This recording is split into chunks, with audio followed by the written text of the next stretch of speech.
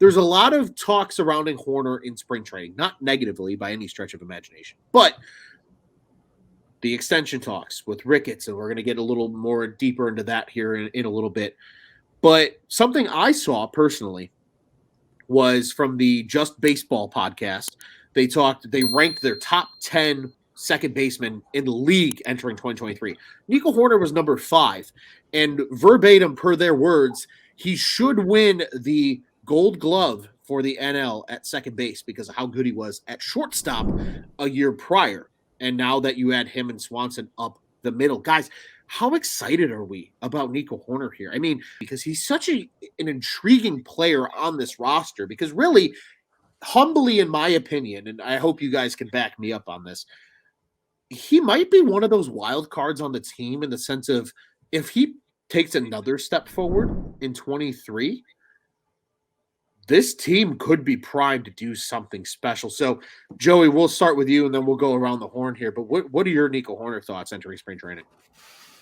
Man, so I feel like, and I like that you shouted out. You did mention the Just Baseball aspect of where had him ranked, and I feel like I've been hearing this not from many. So that's like a very positive ranking there.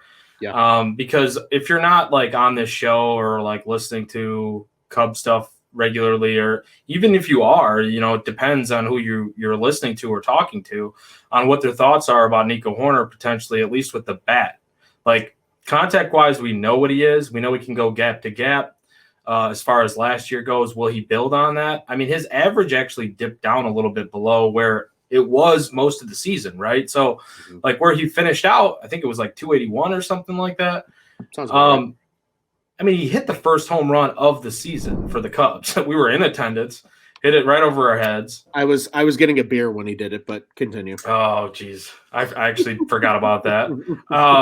But nonetheless, I feel like we were a little bit of a good luck charm for the way the rest of his season went.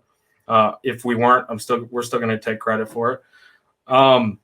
I do think, though, like he did some things last year where kind of went unnoticed a little bit. Like his launch angle actually went over 10% last year.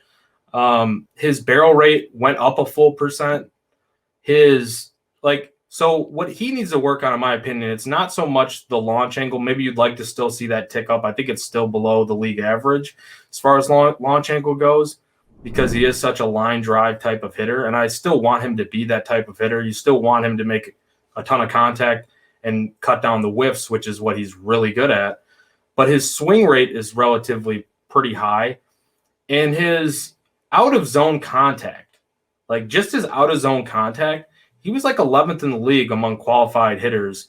So when you put those things together, right? Now, sometimes I can get a little bit nerdy here with this stuff, and we've talked about that too. But you get nerdy? Never. Never.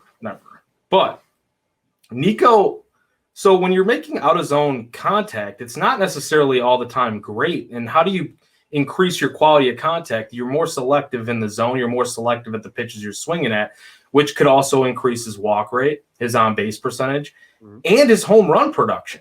So if he gets a little bit more selective and starts barreling the ball up just a little bit more and lifting it and taking advantage of the pitches that he wants to take advantage of, and not necessarily just slapping the ball all over the yard like he's capable of, even pitches out of the zone, we really could see the increase of Nico Hoerner's home run production, which is something that other people have talked about him potentially hitting 20 home runs. I think it's a realistic possibility, and I do think there are some people, even among local radio stations, gawking at the fact that he could be an all-star this year. Why? If he's going to potentially be in the at least runnings for Gold Glove defense at second base. He was in the runnings last year, even though he technically wasn't on the final ballot for shortstop. But he easily could have been behind Dansby Swanson. Second and outs above average among all shortstops in baseball, only behind Dansby Swanson. Exactly. So you carry that over to second base, which we've already seen great defense from him there in previous years before last season's, kind of emergence at shortstop. You add on a little bit of power, you increase the walks, Now you're talking about a complete package hitter. You're not just talking about a line drive, gap to gap, cut down the strikeout rate, move the chains along. Nico Hoerner this season, I am really, I shouldn't say expecting a big season from and expecting that step, but I really think it's a possibility. And I definitely wanted to get those thoughts out there because I think he's going a little under the radar as far as national baseball fans go right now. 100%. And Tyler, we're going to go to you here next, and then we'll get to you, Nick. But I want to share a couple of quick little things here to confirm the fact that you nailed the fact he hit 281 last year is impressive. Well done. He did hit 281, in fact. But just quickly, just to kind of back up your argument here, in 135 games, he had 10 homers last year, 55 ribbies. He only walked 28 times, only struck out 57 times. But again, that slash line, 281, 327, 410 with a 737 OPS. So again, a guy that if he gets to like 800, 805 OPS, that's crazy for what his value is, like you said, what he brings. And as our friend Scott Crawford says here in the comments, Scott from Iowa, Nico hits plus 300 average, 15 plus bombs, 30 stolen bags. Extend him ASAP because it's only going to get more expensive the longer we wait. And I don't think he's entirely wrong. And that's really what the most infuriating part to me this offseason, because going into it, I remember sitting on here on the show talking with you guys, and I said, what is the thing you're looking for, you want done this offseason? A Nico Hoerner extension, because I felt pretty good about them getting one of those shortstops. And I felt pretty good that they had all this money to spend. So now you didn't accomplish that, at least from what it looks like now. And we've all kind of seen how it goes once spring training starts. They don't tend to do these extensions once baseball starts. No, it just doesn't happen with the Cubs, at least in recent years. So I don't know. I don't want the and it could be like you said, Tyler, it could be like a bank on yourself type of situation for Hoerner, right? Like he knows he's got talent. He knows maybe there's still some to unlock, especially if he was told certain instructions to go into the offseason and start working on to increase that power. What the fuck would make sense for him to, if I can stay healthy and I'm going to put this power on, why would I do that? It makes no sense for him. So, yeah. Well, and I unless think, it's like an astronomical number that he just can't say no to. Well, and I think the key to that is staying healthy. And I think that's where a lot of guys maybe struggle, right? Just MLB wide about like signing an extension early versus getting to that free agency year because, right, you look at like what the Braves do.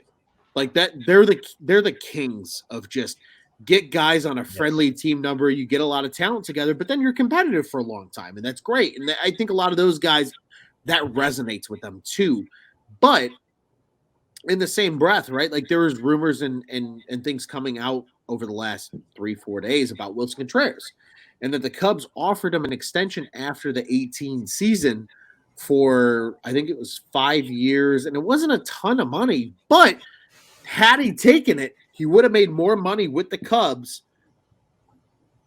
getting to free agency now like he did than he actually did. So it's like, it's this weird give and take with players. And I think with Hoerner, like the biggest thing that people have to remember is he is only 25.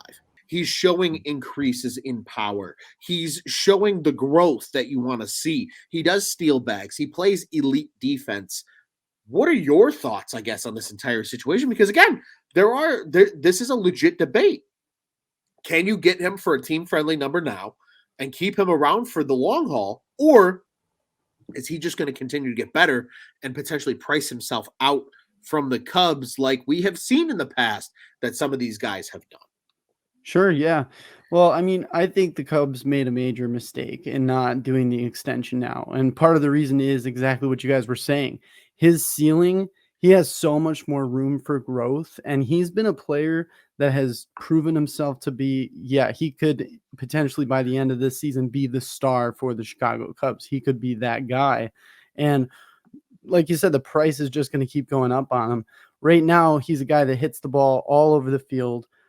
He's fast. He's definitely got that Gold Glove caliber defense. What he's got to work on is exactly what Joey said, is barrel rate. He's got to barrel up the ball. And it was interesting to find out that he's making a lot of outside the zone contact because he does swing a lot. And with the barreling up the ball, it's going to come power, and with power, it's going to prove results for him. So yeah.